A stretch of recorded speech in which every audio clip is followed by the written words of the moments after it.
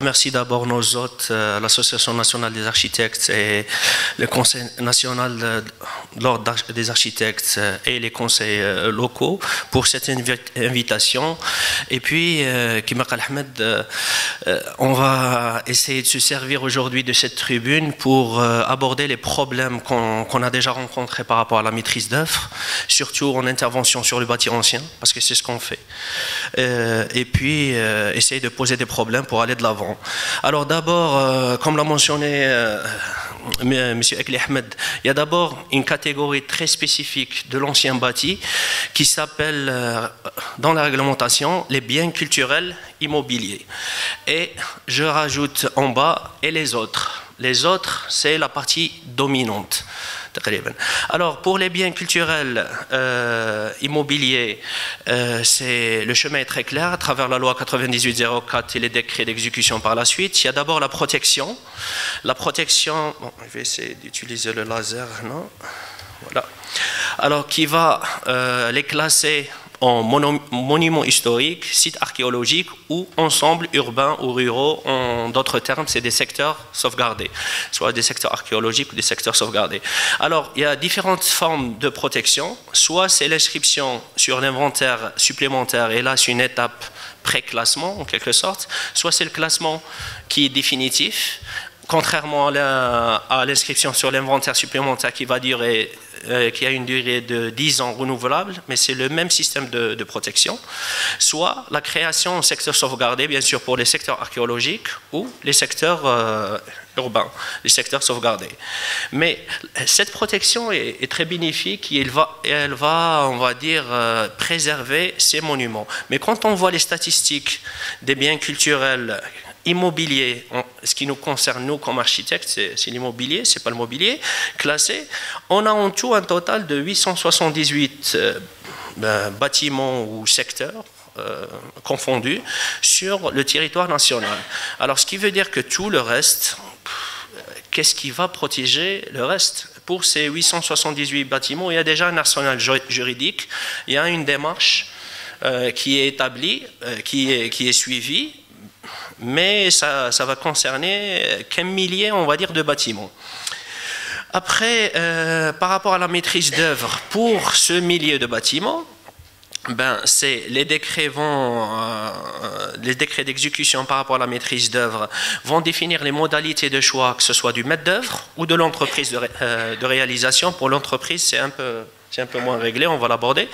Alors, c'est le 03-322 du 5 octobre 2023 qui va définir les modalités d'exercice de la maîtrise d'œuvre portant sur les biens culturels immobiliers proposés au classement. Déjà, rien qu'une proposition au classement va nous faire entrer dans ce décret-là, classé ou inscrit sur la liste d'inventaire supplémentaire. Bien sûr, les secteurs sauvegardés seront dotés d'un plan permanent de sauvegarde et de mise en valeur qui va, on va dire, remplacer.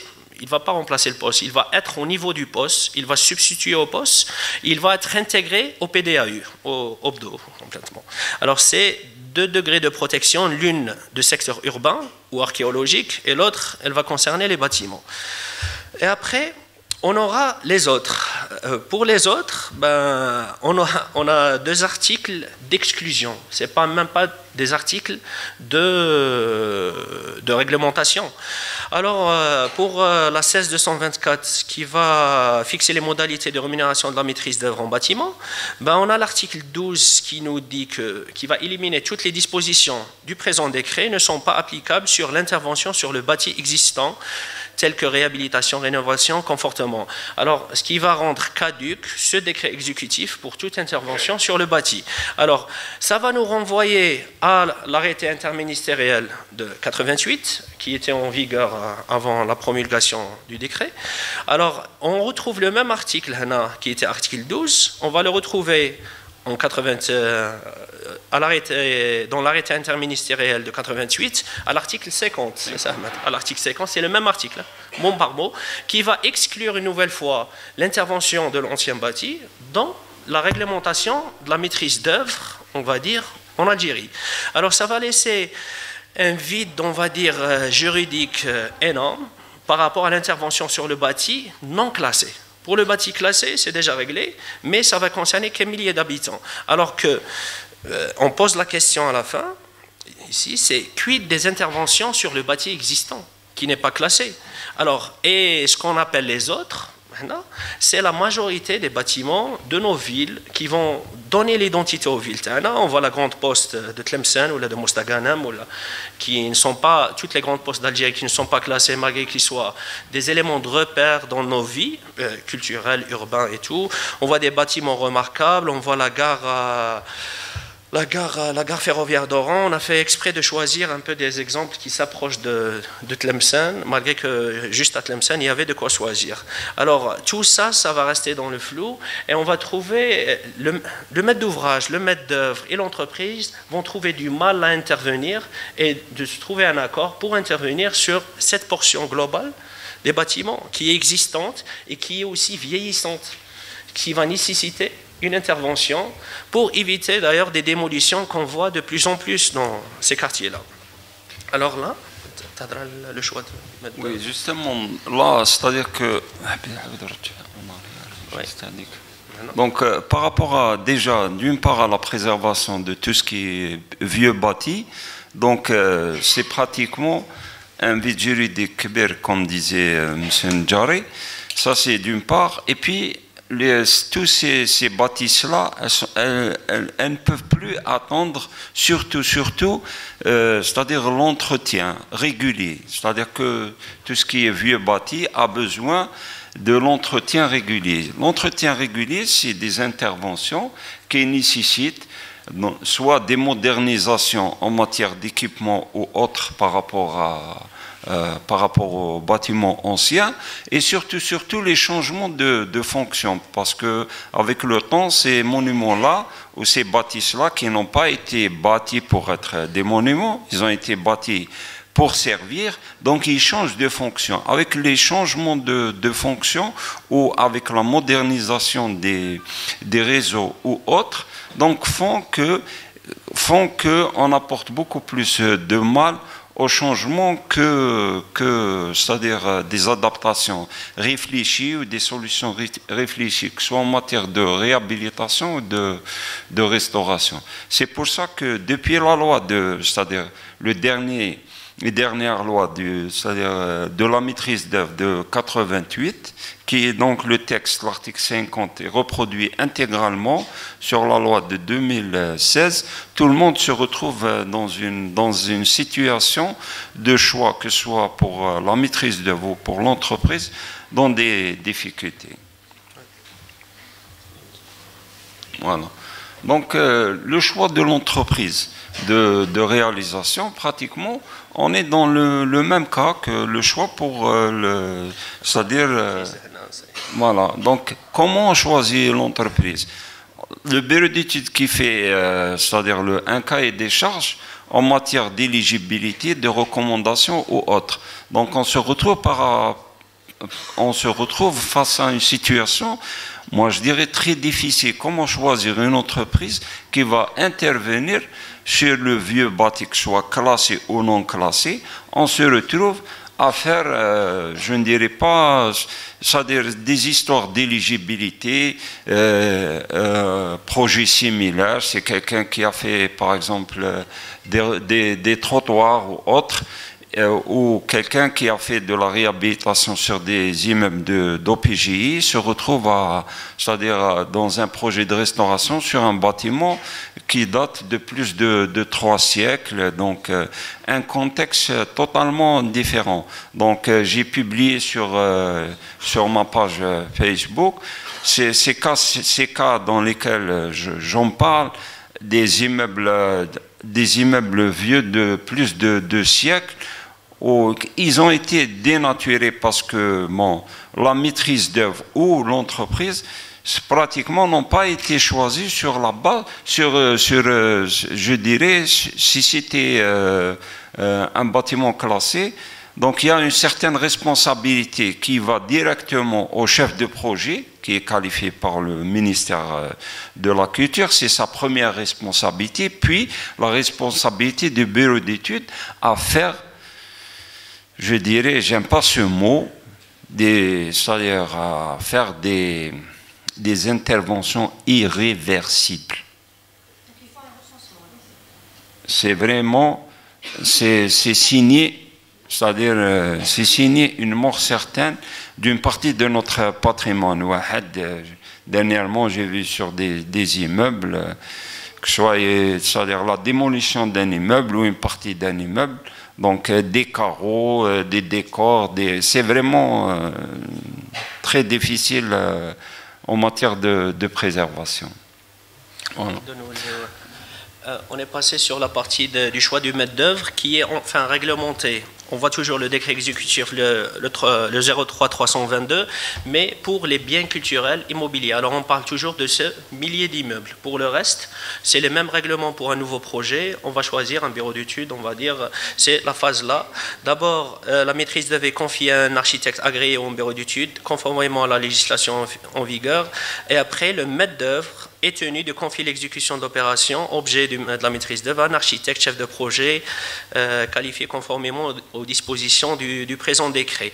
Mais ça va concerner que ce millier d'échantillons. Pour le reste, ça sera, on va dire, des tractations entre le maître d'ouvrage, les maîtres d'œuvre. Ça dépend les wilayas. Comme on dit dans notre métier, on a des fois qu'à 58 pays dans un pays complètement. Tantôt on a affaire à des cahiers de charges régis par les réglementations de 88. Tantôt on a des cahiers de charges régis par la réglementation de 2016 pour les mêmes opérations de réhabilitation d'anciens bâtis. Et tantôt on a un mix entre les deux et qu'on n'arrive pas, que nous, ou même les collègues n'arrivent pas à s'en sortir avec ce vide juridique. C'est même pas un gris juridique, j'appelle ça un noir juridique. Ça n'existe pas complètement. Et c'est un créneau à régler en urgence parce que le reste, les autres, ces bâtiments dont on parle aujourd'hui, c'est des bâtiments qui sont en train de tomber en ruine, c'est des bâtiments qui sont squattés, à Oran, là, à Alger, ou là, pour la majorité, qui sont détériorés. C'est des bâtiments qui sont en train d'être récupérés par les lobbies fonciers pour en faire des opérations de démolition-reconstruction. Et c'est d'où l'urgence de réglementer tout ça. Alors, il y a une petite partie aussi où il y a un petit flou juridique, on va en parler rapidement, c'est en matière de taxation d'avantages fiscaux. Alors, il y a le petit article 23 du Code des taxes sur les chiffres d'affaires qui va appliquer la TVA à taux réduit de 9% qui va s'appliquer aux opérations de restauration des sites et monuments du patrimoine culturel. Déjà on voit qu'il ne reprend pas la terminologie de la loi 9804, la terminologie des biens culturels. On parle de sites et monuments, patrimoine. Et là, selon les wilayas dont on a travaillé, il y a des wilayas qui vont l'appliquer sur les projets de réhabilitation dans les médinas, des villes anciennes, et il y a d'autres wilayas qui ne vont pas l'appliquer, parce que l'article est un peu flou. Et là, le taux de TVA réduit va nous offrir pratiquement 10% du montant du projet à réintégrer, à injecter dans le projet qui va présenter une plus-value pour le projet. Ça serait bien d'éclaircir aussi ce point, que le législateur éclaircisse ce point, pour que les projets dorénavant d'intervention sur l'ancien bâti bénéficient de ce coup de pouce de 10% qui ne reste non négligeable complètement. Alors, on passe, tu vas en parler ? On passe à la maîtrise d'œuvre aussi en restauration du bâti. Alors d'abord, il y a ce schéma que j'aime bien qui va un peu synthétiser les interventions en maîtrise d'œuvre du bâtiment. On a les phases classiques sur lesquelles on a tous travaillé. Alors c'est le maître d'œuvre ici. Les phases, c'est esquisse avant-projet, projet d'exécution, l'assistance bien sûr dans les cahiers de charges et tout. Et puis on passe au suivi où l'entreprise va intervenir. Et après on a le contrôle technique à travers les contrôles de conception et puis les contrôles d'exécution. Et après, il y aura les contrôles techniques pendant le suivi. Et après, on a les laboratoires de sol ou les laboratoires de matériaux qui vont intervenir selon des phases. C'est bien huilé, c'est bien réglé pour tous les projets et tout. Maintenant, on va passer sur les missions d'intervention sur l'ancien bâti. et sur le bâti les monuments classés. Alors, on va substituer aux missions les esquisse, avant-projet, projet d'exécution, assistance. On va substituer à ça, c'est la mission 01, c'est constat et mesure d'urgence. La mission 02, c'est relevé et genèse historique. La mission 03, c'est état de conservation et diagnostic. Et puis, on a un projet de restauration qui peut s'assimiler à un projet d'exécution en restauration. L'assistance, bien sûr, la mission, elle va rester la même, c'est assister le maître d'ouvrage dans les cahiers de charge. Et après, il y a la mission publication et tout ça, c'est la partie fixe, la partie étude. La partie variable, elle ne va pas changer toujours. C'est les propositions de règlement et le suivi. Alors, on va essayer d'implanter ce schéma d'intervention dans le schéma global d'intervention. Et on va voir qu'il y a, on va dire, un petit décalage quand même. Parce que la première mission, qui est la mission constat et mesure d'urgence, là, le législateur qui a fait la loi 9804 et les décrets d'exécution a bien pensé qu'il s'agit de monuments. On intervient généralement en restauration, on dit on intervient toujours dans l'urgence. Parce que s'il n'y a pas d'urgence, généralement, il n'y a pas de projet de restauration. Comme M. Ahmed, la culture à l'entretien, si l'entretien était suivi, on n'interviendrait pas, on n'arriverait pas à la restauration. Alors, là, constat et mesure d'urgence, il y a toujours d'urgence. Il y a toujours une porte qui va tomber, il y a toujours une toiture qui est qui ont mal au point. Alors, le législateur a prévu cette phase-là pour pallier à cette urgence. La mission, elle va appeler une entreprise à intervenir juste après, avant cette mission. Or que si on superpose ce schéma-là de maîtrise d'œuvre au schéma du code des marchés, au schéma du travail à l'entreprise, l'entreprise, à ce point-là, n'est pas encore choisie. Alors, elle est appelée à intervenir avec des bons de commande, ou là, généralement, on a des difficultés à faire intervenir l'entreprise en mesure d'urgence. Alors, il y a deux cas de figure. Soit on arrive à moyen de passer, soit le maître d'ouvrage, pardon, va arriver à trouver un moyen de passer une commande à une entreprise pour intervenir dans l'urgence, soit on va faire les mesures d'urgence en tant que bureau d'études, mais après on va attendre la fin de l'étude, quand l'entreprise sera choisie, pour arriver à des mesures d'urgence. Ça veut dire l'urgence, on va la traiter une année après, ou là on va la traiter une année et demie après l'approbation de l'étude. Et là on aura perdu tout ce temps-là. Après on passe à la deuxième phase qui est relevé genèse historique. Et puis, état de conservation et diagnostic, tout ça c'est dans le but d'élaborer le projet de restauration. On arrive au projet d'exécution, qui est dans notre cas un projet de restauration. Et puis, la mission publication. La mission publication aussi, le plus grand problème, entre parenthèses, c'est qu'elle n'est pas rémunérée dans la majorité des cahiers de charges, complètement. Et je comprends les collègues qui ne veulent pas, on va dire, produire un travail qui n'est pas mentionné ni rémunéré dans un cahier de charge, malgré qu'il est présent dans la loi. Alors là, je crois que c'est en maître d'ouvrage d'intégrer cette mission qui est présente dans la loi et aussi qui est essentielle. Parce que quand on est amené à intervenir sur la grande mosquée de Ndroma ou là sur une muraille à Tlemcen ou là à Onain ou là ailleurs, on doit trouver les interventions des restaurations qui ont été faites en amont, complètement, pour savoir ce qui a été fait, pour un peu étoffer le diagnostic et tout. Et sans cette mission-là, sans la mission publication, on n'a pas ce type d'information, malgré qu'elle est prévue dans la loi, complètement. Il y a quelques projets. Oui, là, on va essayer de présenter quelques interventions sur les...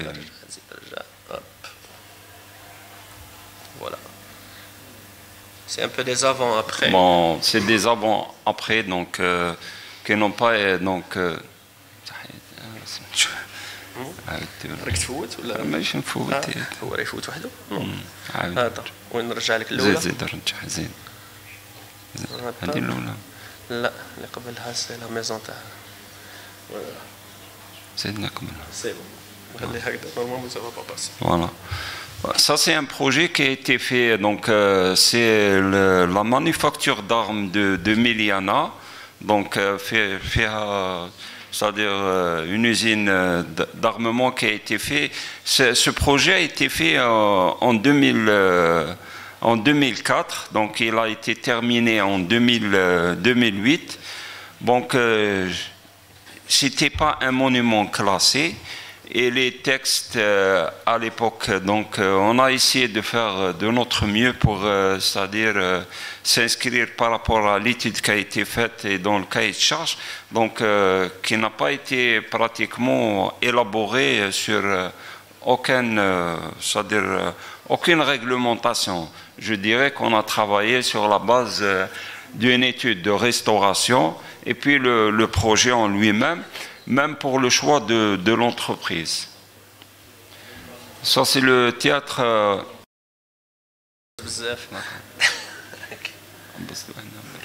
Ah bon?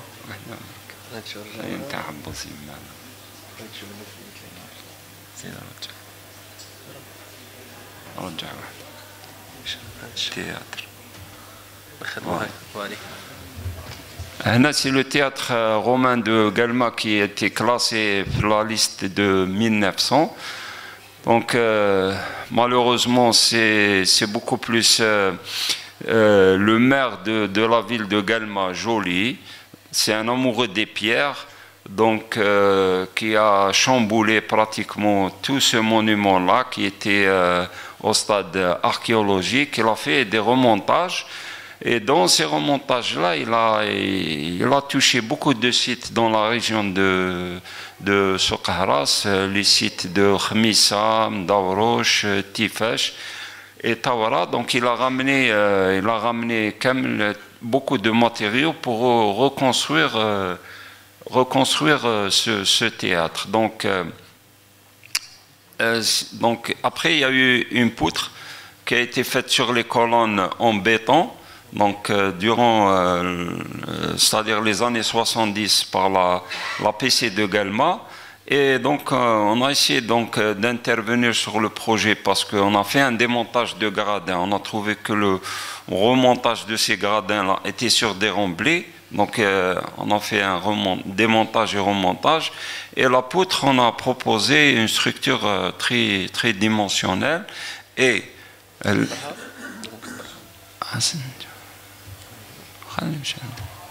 voilà, on voit mieux, c'est-à-dire une solution réversible qu'on peut démonter donc, à tout moment. Et puis cette partie-là, donc on voit cette partie-là au centre, c'est une partie authentique. Mais tous ces éléments, les colonnes et autres, ont été ramenés d'autres sites. Donc on a essayé aussi de faire sur le côté droit, où on voulait montrer une baluste.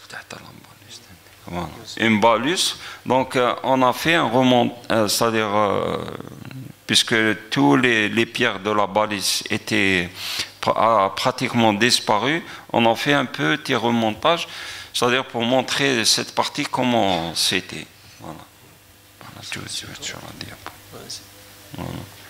Ça c'est c'est vrai. C'est l'ordinateur qui part wahdo. Bon, c'est bon. Vas-y.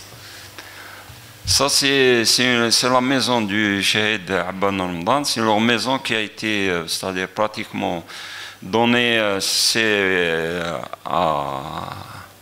un don qui a été fait au profit de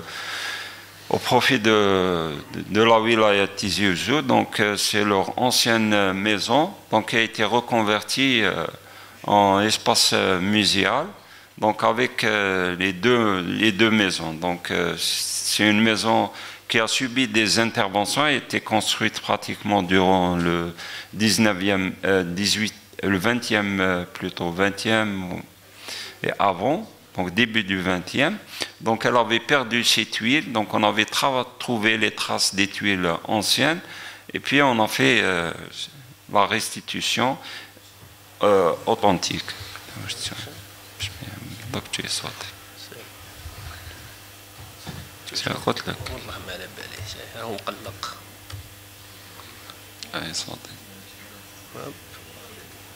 C'est bon. C'est le palais c'est le palais Hassan Pacha, donc il est accolé la mosquée, on voit la mosquée Kchawa, le minaret de la mosquée Kchawa.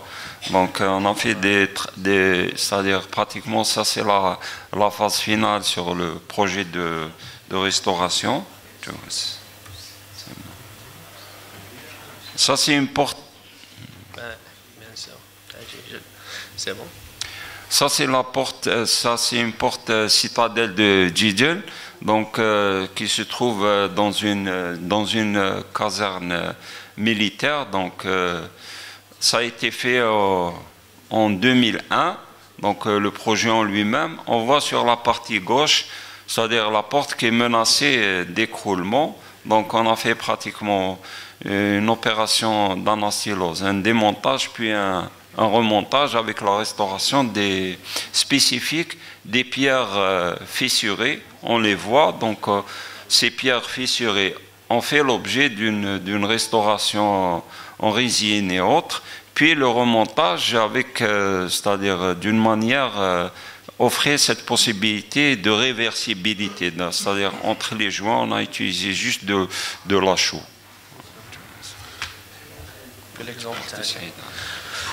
Bien sûr, le dernier exemple qu'on a choisi de vous présenter aujourd'hui, c'est la restauration des deux portes Mascara et Tiers de Saïda. Le choix de cet exemple était par rapport à la communication qui est brève, pour ne pas aborder des projets de palais ou là d'autres qui vont, ça va prendre 3 heures, 4 heures pour...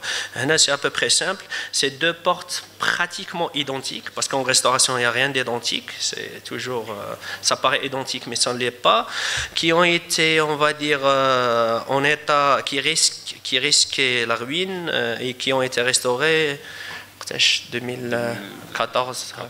On perd la notion du temps en restauration parce que généralement entre l'approbation et la fin du projet, ça va passer complètement. Alors d'abord, commençons par le contexte.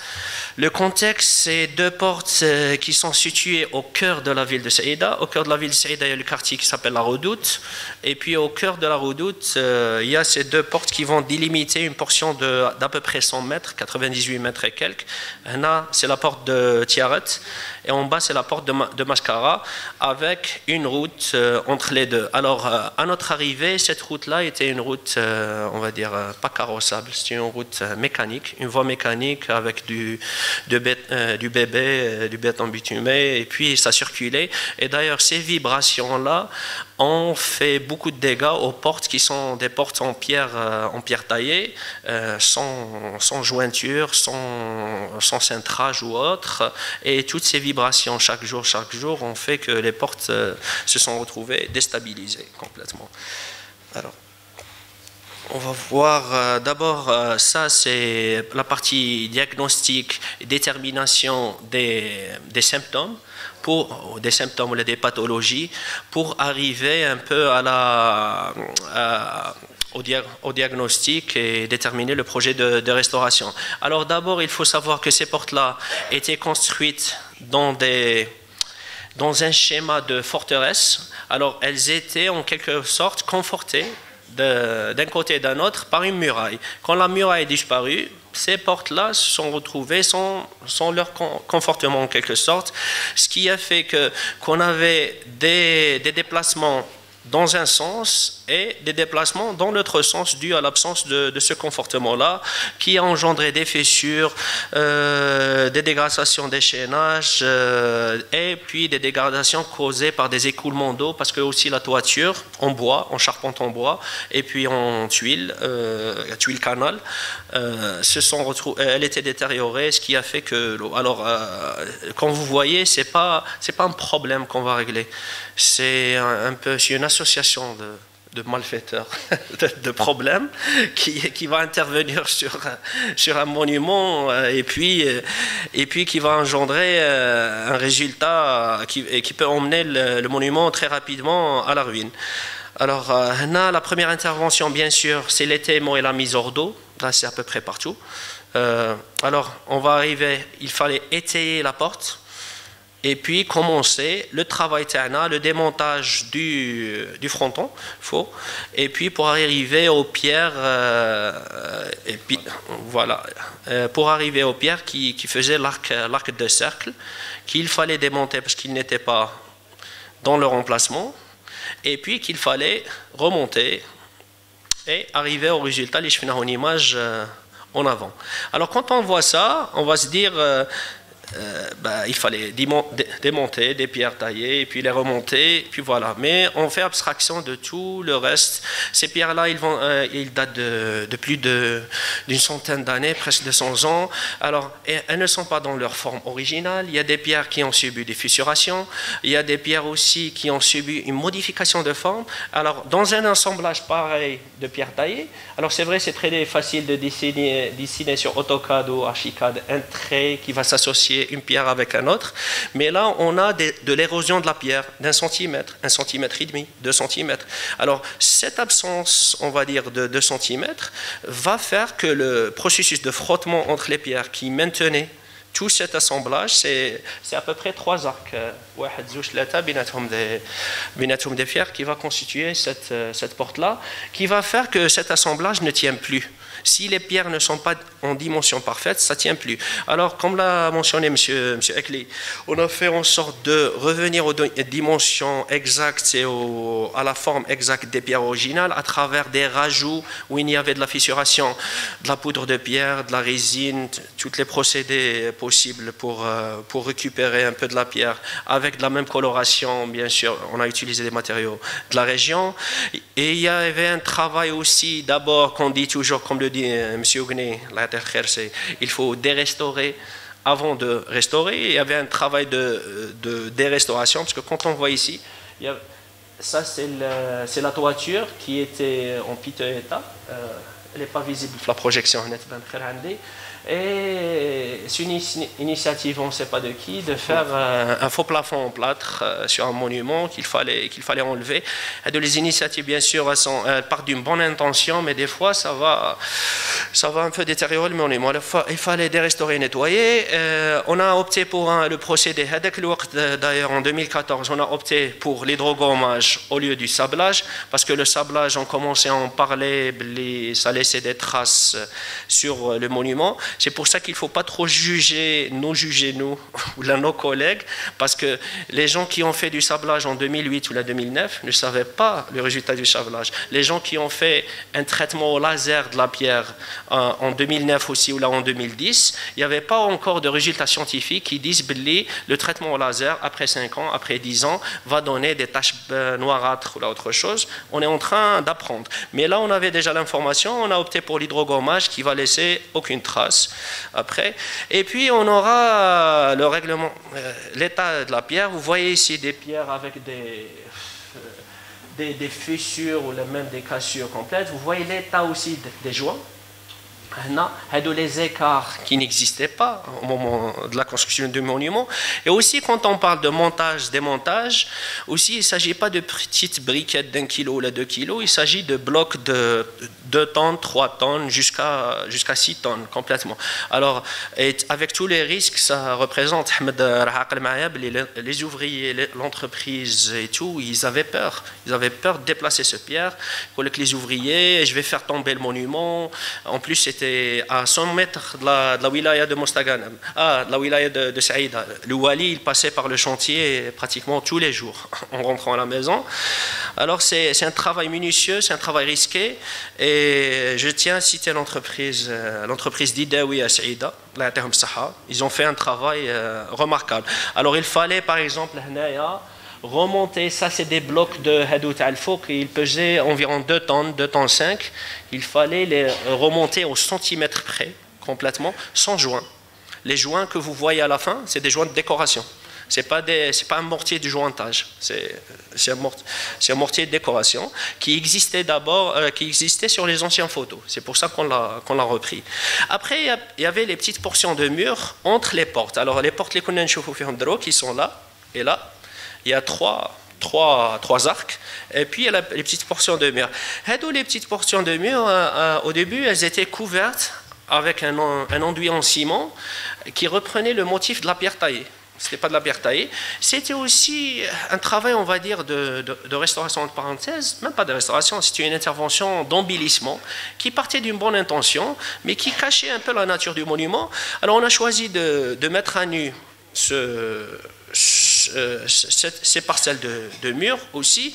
Et aussi, on a une photo que je ne montrerai jamais, on va dire, si on avait affaire à une association ou à des politiques ou à autre chose, parce que ça, en quelque sorte, c'est des images problématiques. Pratiquement, quand on faisait Hadou, c'est les tirants qu'on a insérés dans les murs pour que les 3 arcs tiennent entre elles. Sans les tirants, ça ne tenait pas. Il y a, je crois, de mémoire, hein, ça fait longtemps déjà, en tout, une trentaine de tirants.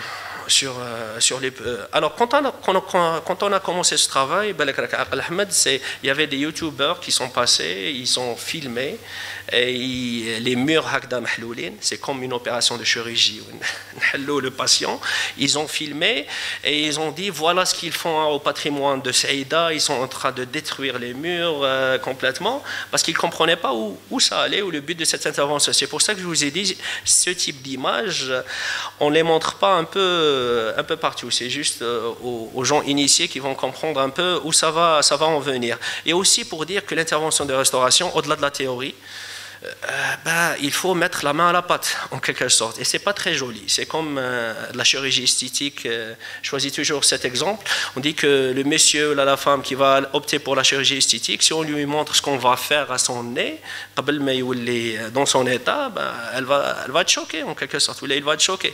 C'est la même chose pour un monument. On va passer par des phases où on va un peu torturer le monument pour le sauver.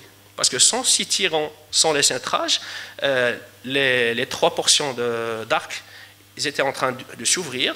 On a monitoré aussi ces décalages et ils allaient finir dans les 2-3 ans après par être en déséquilibre total à tomber.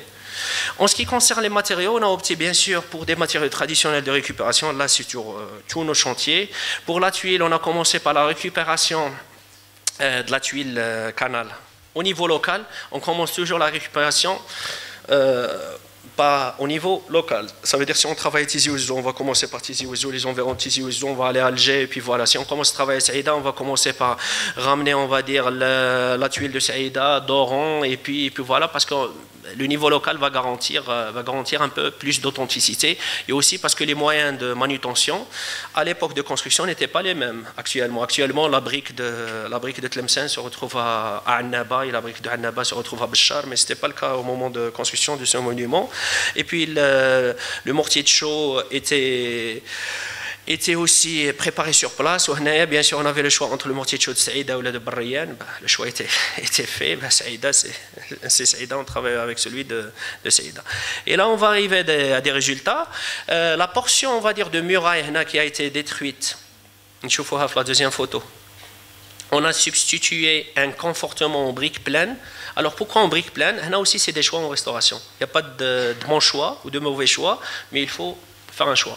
On aurait pu le faire en pierre, mais ça aurait engendré une confusion historique. On aurait menti un peu sur l'histoire.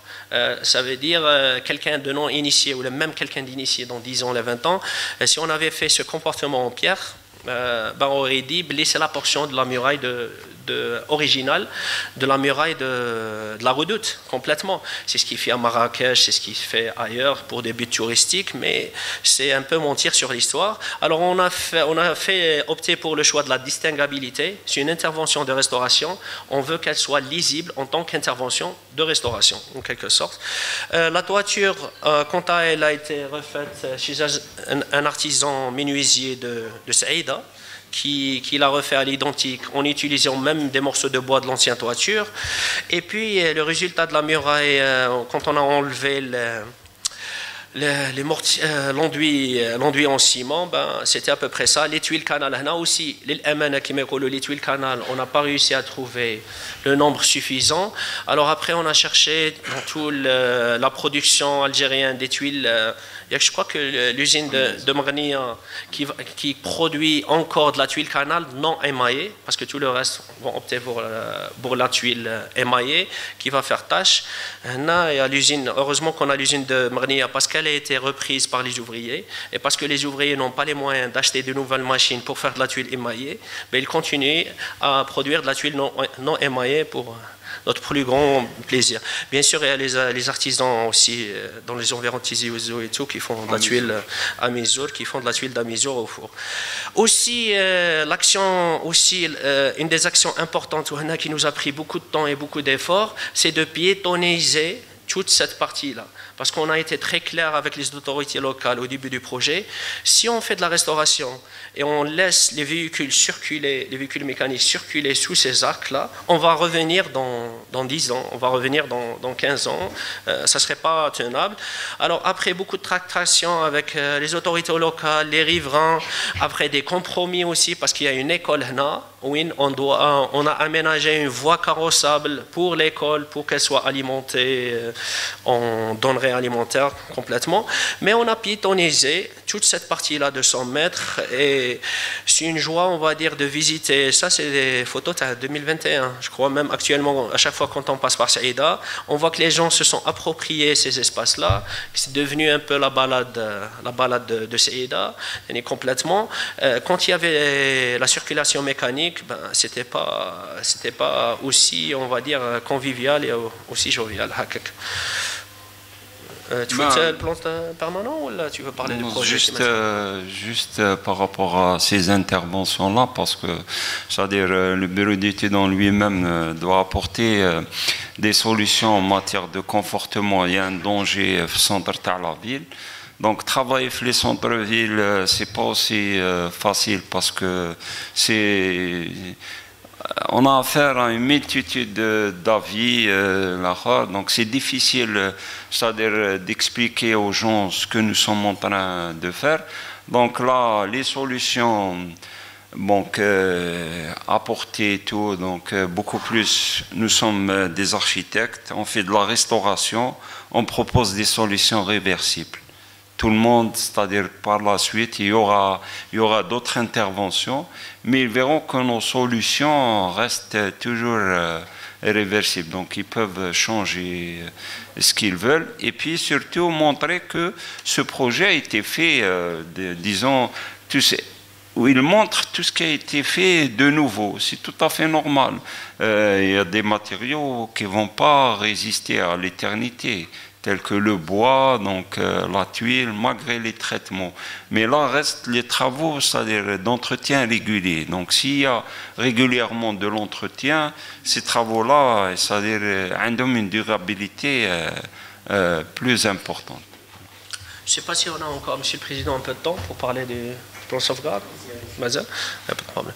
Alors on va parler d'un deuxième volet aussi oui, rapidement, bien sûr. D'un deuxième volet de la protection aussi du patrimoine qui va concerner des secteurs, que ce soit des secteurs sauvegardés, urbains ou des secteurs archéologiques. Et aussi là, on est doté d'un outil de gestion et de conservation, de revitalisation de ce patrimoine urbain qui est le classement en secteur sauvegardé.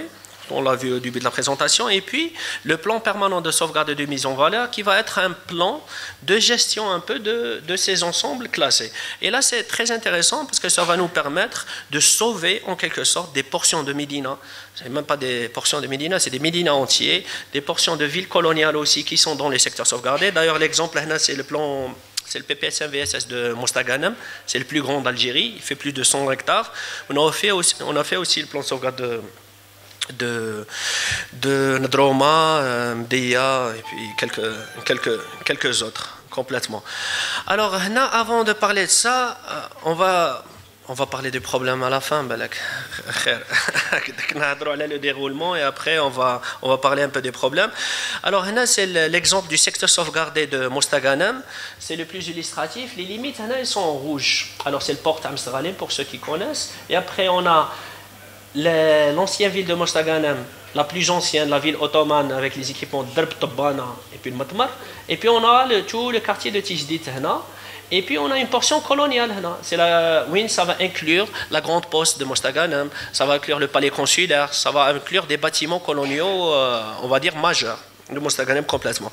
Pourquoi on a choisi ça au lieu de celui de Ndroma? Ndroma, c'est un petit plan de sauvegarde, enfin, il fait 23 hectares, mais il va inclure que le Médina. Or que là, on peut inclure aussi du colonial, on peut inclure sauvegarder. Bien sûr, le bureau d'études n'a pas le choix de délimiter le plan sauvegarde, parce que la délimitation elle est fixée par les limites du secteur sauvegardé que les législateurs va définir selon le dossier de classement. Donc, ça veut dire qu'il y a le maître d'ouvrage, quand on va sélectionner un bureau d'études avec son architecte qualifié, on va intervenir dans des limites de la loi qui sont déjà tracées, malgré des fois des incohérences, des incohérences définies par décret. Par exemple, là, la Cité Panorama, on a des immeubles qui datent des années 80, c'est des immeubles collectifs.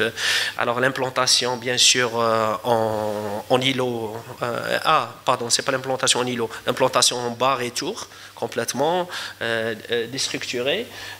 On ne voyait pas ce que ça fait dans un secteur sauvegardé, complètement. Mais c'était inclus, il fallait réglementer. Adna, pratiquement, il y a une zone verte. Toute cette zone-là, ce n'est pas des constructions. Ça, c'est une zone qu'on appelle Bhaïr. C'est une zone verte, complètement. C'est une zone du ressort de la direction, on va dire, de l'environnement ou de la direction de l'agriculture, parce que c'est Bhaïr. C'est Bhaïr et Orsouféhum aussi de l'agriculture. Alors, non, elle se retrouve dans un secteur sauvegardé, complètement, mais on n'a pas le choix, parce que les limites sont fixées par décret. On ne peut pas vraiment les modifier complètement. Alors, le protocole de l'étude, alors, il va se passer en 3 phases. Bien sûr, on suit aussi la réglementation en vigueur. C'est diagnostic et mesures d'urgence, avant-projet du PPS-1-VSS, rédaction finale du PPS-1-VSS. Le problème des mesures d'urgence est toujours le même. Les mesures d'urgence sont censées être établies en première phase pour être traitées en première phase. Et ce n'est jamais le cas. Parce que le maître d'ouvrage n'a pas les moyens législatifs et des fois même les moyens financiers de financer ces mesures d'urgence complètement. Il va demander des budgets qui vont arriver 1 année ou 2 années après. Oui, les mesures d'urgence seront des fois même, j'aime pas le mot, seront caduques des fois, complètement. Et c'est ça, oui, le décalage entre cette... on va dire cette volonté du législateur de la 9804, c'est des architectes qui ont travaillé sur le patrimoine, des architectes, des archéologues. Ils savaient ce qu'ils faisaient quand ils ont appliqué cette notion-là de mesure d'urgence. Mais après, le code des marchés et puis d'autres législations n'a pas suivi, où il faut peut-être, on va dire, donner un onglet spécifique à l'intervention sur l'existant, au lieu de le gérer comme un bâtiment neuf sur une assiette neutre. La deuxième phase où on va commencer à voir naître le plan de sauvegarde, c'est l'avant-projet du PPS-1-VSS. Alors, c'est un secteur sauvegardé, alors c'est un PPS-1-VSS. Si c'était un secteur archéologique, ce serait un PPS-1-VSA. C'est à peu près quelques différences, sauf qu'un, il y a des habitations, il est habité en quelque sorte, c'est urbain, et l'autre, c'est plutôt archéologique, malgré qu'on peut trouver des vestiges ou autres. Tant que ce n'est pas habité en quelque sorte, au ministère, c'est classé en PPS-1-VSA. Alors, on passe à cette phase, l'analyse historique typologique, et puis, pardon, on a une petite erreur, c'est pas le règlement du PPS-1-VSS, c'est l'avant-règlement du PPS-1-VSS, parce que c'est un avant-projet, en quelque sorte, qui va être aussi approuvé. On va parler des procédures d'approbation qui sont problématiques à la fin, parce que c'est là où se trouve le problème. Alors, et après, la troisième phase, c'est la rédaction finale du PPS-1-VSS. Bien sûr, cette élaboration-là, elle est elle est chapeautée par la direction de la culture, par la force de la loi, parce que la loi ne dit pas le maître d'ouvrage va faire ceci, va choisir un bureau d'études, va dire c'est le directeur de la culture qui va faire ça, mais malgré ça on se retrouve à Mostaganem avec la direction du logement qui va, comme maître d'ouvrage du plan de sauvegarde, bien sûr tout en déléguant à la fois la direction de la culture. Et aussi il y a un conseil consultatif d'élaboration du plan de sauvegarde qui est chapeauté par M. Loueli et qui va intégrer des représentants de toutes les directions. Et ce conseil consultatif, c'est lui qui va approuver en quelque sorte ou la donner des réserves sur les phases. Alors la phase 1, c'est la phase la plus lourde qui est l'analyse du tissu urbain existant. Je vais passer très brièvement. Alors, ça va du rapport de présentation au plan de situation, au plan topographique, jusqu'à l'état de conservation, le plan d'assainissement, les cartes de réseau, on va les voir rapidement, la circulation et transport, les réseaux électricité et gaz, les réseaux AOP et assainissement, bien sûr, tout ça dans l'état. On ne va pas donner les schémas, on va dire, projeté, on ne va pas donner des schémas futurs, mais c'est dans l'état. Ça veut dire là, on va trouver un réseau non structuré, on va mettre sur les cartes un réseau non structuré sur les cartes pour après les cas d'évacuation et d'élimination des déchets ménagers qui est problématique dans les anciennes villes, l'identification, localisation et capacité des équipements publics, l'état de conservation du bâti, bâtiment par bâtiment par bâtiment pour plus de 100 hectares complètement, et puis l'état de conservation du bâti. Alors on voit déjà que c'est un travail très lourd qui est fait bâtiment par bâtiment par bâtiment dans l'état, et c'est un travail intéressant pour gérer ces secteurs. Le gros du problème, c'est l'approbation. Parce que quand on va faire la première phase, par rapport à l'état de conservation de bâti, on va dire qu'on l'a fait en 2014. Après, les délais d'études sont des délais pratiquement courts. Un délai d'étude d'un PPS-VSS va durer maximum 12 mois, 15 mois. Au max, une année et quelques en quelque sorte. Ça veut dire la première phase, elle va durer 3 mois, 4 mois. Mais le délai d'approbation peut aller jusqu'à 2 ans, 3 ans pour approuver. Alors, des fois, quand on a approuvé la première phase, qui demande un effort colossal. Ça, c'est des équipes de 20-30 personnes multidisciplinaires qui vont sillonner les bâtiments un par un, qui vont faire des enquêtes sociales, bâtiment par bâtiment, complètement, des relevés architecturaux aussi, bâtiment par bâtiment, des fiches, bâtiment par bâtiment. Alors, on se retrouve pour entamer l'avant-projet 2 ans après ou 3 ans après. Il faut dire que ça devient un peu caduque. Quand même, c'est pas totalement, mais c'est un peu. Il y a des gens qui ont construit, il y a des bâtiments qui sont démolis. Alors il faudra une révision. Alors c'est injuste de demander au bureau d'études ou à l'équipe ou le groupement de bureau d'études de refaire tout le travail. On va le remettre pour approbation pour que ça dure encore 2 ans. On retombe, voilà, c'est le cercle vide en quelque sorte. Alors c'est pour ça qu'il y a ça, il y a aussi le citoyen qui est lésé. Alors la loi sur l'élaboration des plans de sauvegarde, elle prévoit un surseoir sur les décisions des actes d'urbanisme dans tout le secteur sauvegardé. Ça veut dire pas de permis de construire, pas de permis de démolir, pas de permis de réhabilitation tant que le plan de sauvegarde n'est pas approuvé. Le législateur a fait ça dans un cadre de délai d'études, on va dire correct, d'une année, raisonnable d'une année, mais on fait des délais d'études raisonnables, et après avec les approbations, on se retrouve avec des délais, pour ne pas vous faire peur, Mdia, ça a duré 2008. 2008, juin 2023. 2008-2023, j'ose même pas faire le compte complètement. Alors, est-ce qu'on va demander aux citoyens de surseoir sur sa décision d'intervenir, ou là des fois c'est des situations d'urgence, des fois on a hammamat yitayhou, ou là des bâtiments yitayhou, on dit sbor 15 jours, 15 jours, sbor 15 jours normalement c'est la normale, sbor 15 ans pour intervenir sur ton bâtiment. Qu'est-ce qu'on va faire? C'est ce qu'on nous disait sur quand on sert la légalité, c'est qu'on ouvre la porte à l'illégalité. Ça veut dire que le citoyen va construire sans permis de construire. Et quand on ouvre vers l'illégalité, qu'est-ce qu'il va faire? Il va faire ce qu'il veut. Il va te faire des rideaux métalliques, il va te faire des R+4 avec des fenêtres en PVC ou de la lycobande ou et c'est là le danger. C'est pour ça qu'on essaie toujours d'ouvrir un peu de sahel à le citoyen, de l'accompagner pour avoir des résultats convenables en quelque sorte. C'est ça les gros problèmes, les gros défis dans notre travail actuellement à la restauration. Alors très rapidement, oui, les actions à entreprendre, ça a été la réhabilitation du bâti, la restauration des bâtisses à grande valeur, les bâtisses ciblées, le confortement des bâtisses menacées en ruine, le nettoyage et stockage des gravats et aménagement intérieur. Le plan de sauvegarde, pratiquement, c'est les mesures d'urgence pour un peu assainir le secteur. Rapidement, c'est des exemples.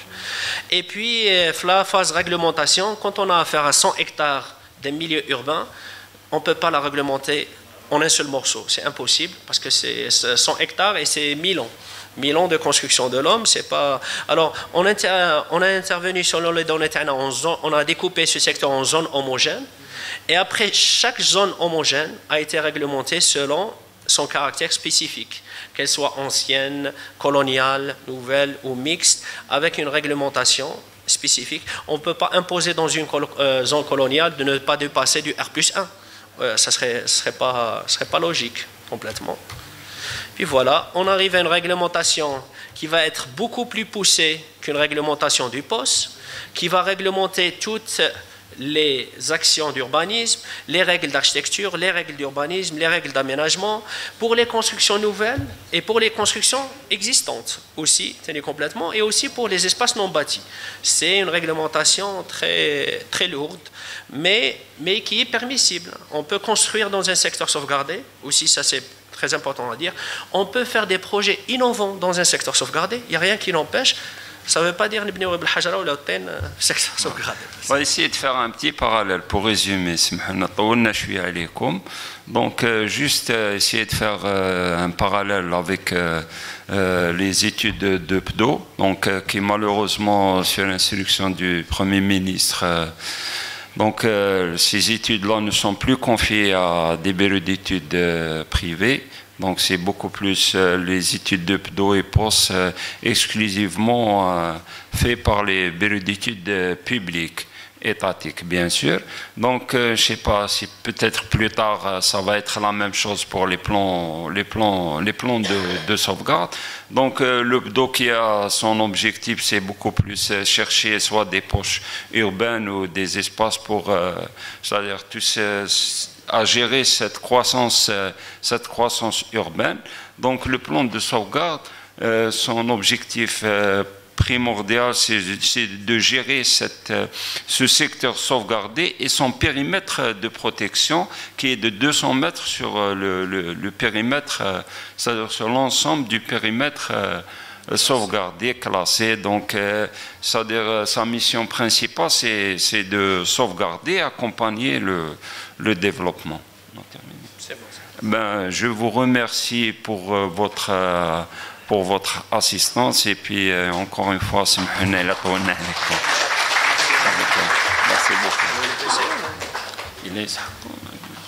الأساتذة على المحاضرة القيمة اللي ألقوها علينا وندعو الأستاذ يطلع معنا إن شاء الله.